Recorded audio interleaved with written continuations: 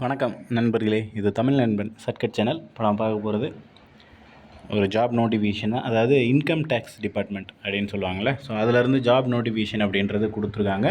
So income டேக்ஸில் அதனுடைய job அப்படின்றத பார்த்துருவோம்.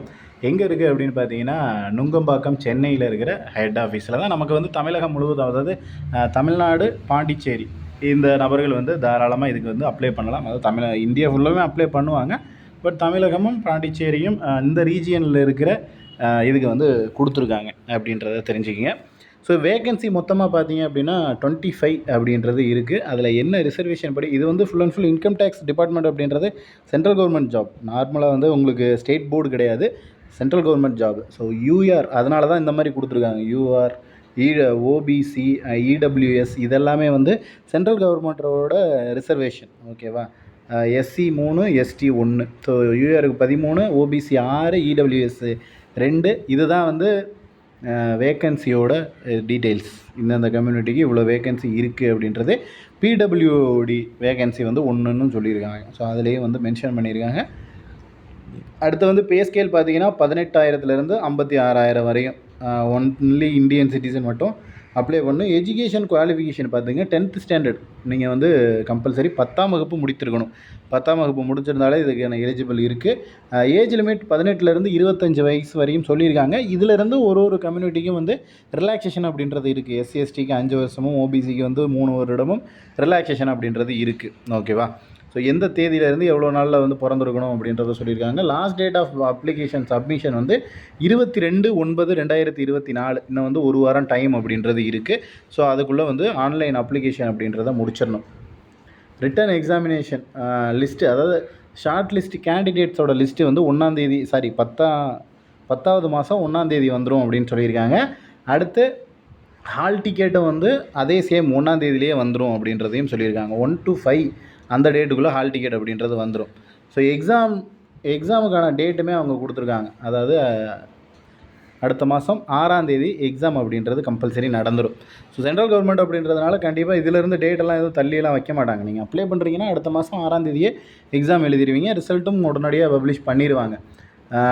யாரெல்லாம் அப்ளை பண்ணலாம் அப்படின்றதுக்கு இங்கே ஒன்லி இந்தியன் சிட்டிசன்ஸ் மட்டும் அப்ளை பண்ணலாம். எல்லாருமே அப்ளை பண்ணிக்கலாம். 25 ஏஜ் லிமிட் ஆல்ரெடி சொல்லியிருந்தது தான். ஸோ இதுக்கப்புறம் பார்த்தீங்க அப்படின்னா ஏஜ் ரிலாக்ஸேஷன் இங்கே கொடுத்துருக்காங்க பாருங்கள். எஸ்சி எஸ்டினா 5 வருஷம் ரிலாக்ஸேஷன் அப்படி இருக்குது. ஓபிசிக்கு 3 வருஷம், பிடபிள்யூடி கேண்டிடேட்ஸ்க்கு 10 வருஷம், எக்ஸ் சர்வீஸ் மேனுக்கு 3 வருஷம் அப்படின்றது வந்து அவங்க வந்து கொடுத்துருக்காங்க. இது வந்து ஏஜ் ரிலாக்ஸேஷன். எஜுகேஷன் தெரியும் நமக்கு வந்து என்ன படிச்சிருக்கணும் அப்படின்னு. 10ஆம் வகுப்பு படித்திருந்தால் போதும். 10th ஸ்டாண்டர்ட் அப்படின்றது தேவை, எஜுகேஷன் குவாலிஃபிகேஷன். அடுத்த அப்ளிகேஷன் ஃபீஸ் வந்து there is no application fees. அதாவது யாருக்குமே வந்து அப்ளிகேஷன் ஃபீஸ் வந்து கிடையாது. நீங்கள் என்ன கேட்டகரி, என்ன கம்யூனிட்டியில் இருந்தாலும் ஃபீஸ் வந்து கிடையாதுன்னு சொல்லியிருக்காங்க. ஹவு டு அப்ளை இங்கே இருக்குது பாருங்கள் வெப்சைட். tnincometax.government.in அப்படின்றது தான் வெப்சைட். இதில் போய்ட்டு தான் நீங்கள் வந்துட்டு உங்களோட அப்ளிகேஷனை சப்மிட் பண்ணணும்.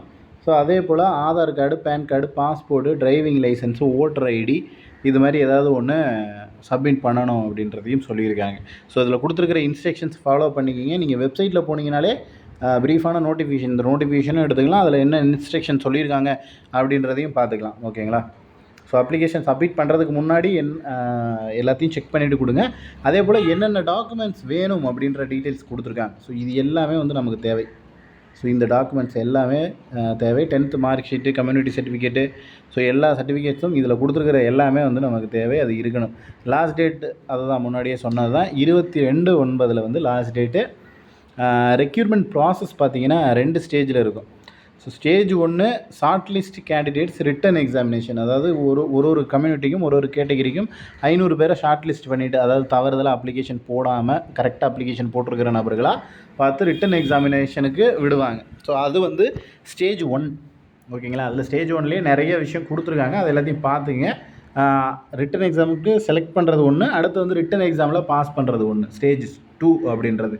ஸோ இதில் வந்துட்டு எக்ஸாமினேஷனுக்கு 100 கேள்விகள் இடம்பெறும். இதுதான் வந்து exam pattern. Numerical aptitude 25 question, general awareness 25, general intelligence and reasoning 25, general English வந்து 25. மேக்ஸ் மட்டும் உங்களுக்கு தெரிஞ்சனாலே 50 கேள்விகள் அதிலிருந்து வந்துடும். அடுத்து வந்து ஜென்ரல் இங்கிலீஷும், ஜென்ரல் தமிழ் கிடையாது, அதனால் அதை பார்த்துக்குங்க.